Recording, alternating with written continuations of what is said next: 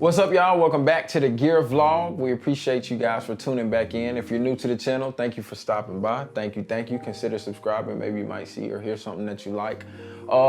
We are trying a little different setup today. We got some quasar lights, so just trying something different. If you're liking it, let us know. If you're not really feeling it, you can let us know too. We're still experimenting. So for today's video, we are going to talk about how to film a time lapse on the Red camera. Let's get started.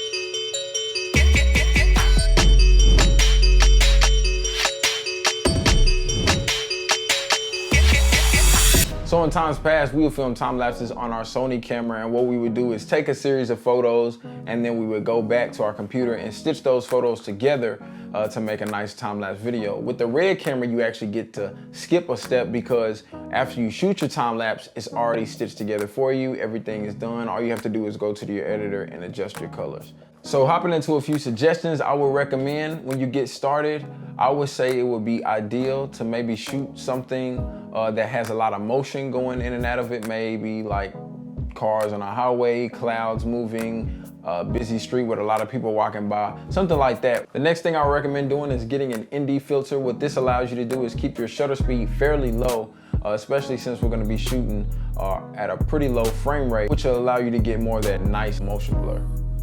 Get a neutral density filter, it'll save your life. And maybe get a clean one because mine is kind of dirty. First thing to do on the camera is choose your focus point. So get your focus point squared away. Now into some of the camera settings. The first thing that we're gonna adjust is our frame rate. So I normally shoot anywhere between 1 to 5 frames per second. 1 is usually a lot better because what you're doing in this situation is you're literally shooting 1 frame per second. And if you think about over the course of a second, a lot of things change. That'll give us some pretty good results. The next thing we're gonna change is our shutter speed. Typically want this to be pretty low. As a good rule of thumb, maybe have your shutter speed twice is what your frame rate is. So if I'm shooting at 1, I might have a shutter speed of 1/2. Shooting at 5 frames per second, I might have a shutter speed of 1/10, something like that. And the next thing we're gonna adjust is our aperture, our F number. I typically will have this between f8 to 815, somewhere around there. That way I can get a lot more things in focus, especially if you're kind of focusing close to infinity, like on clouds and things of that nature. Everything will pretty much be pretty tic-tac sharp. Another thing I do want to mention when you crank up your f-stop, make sure that you have a clean lens or a clean sensor, because if it's not, you will have some unforgiving results. You'll start to see a lot of specks and things like that that are actually on the sensor or the lens of your camera. So make sure you clean your lens or your sensor.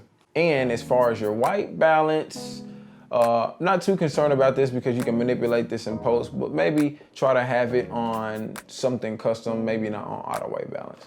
This may or may not go without saying, but use a tripod. You want to keep things nice and steady.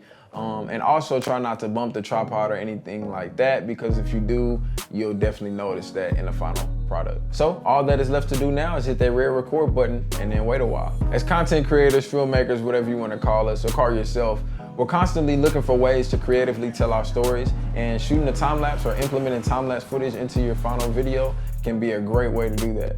So these are a couple quick tips to help you on your way with shooting time lapses on the Red. We'd love to see some of the time lapses you guys are shooting. Even if they're not on the Red camera, feel free to shoot us a message. We'd love to check it out and see what you guys are doing with it.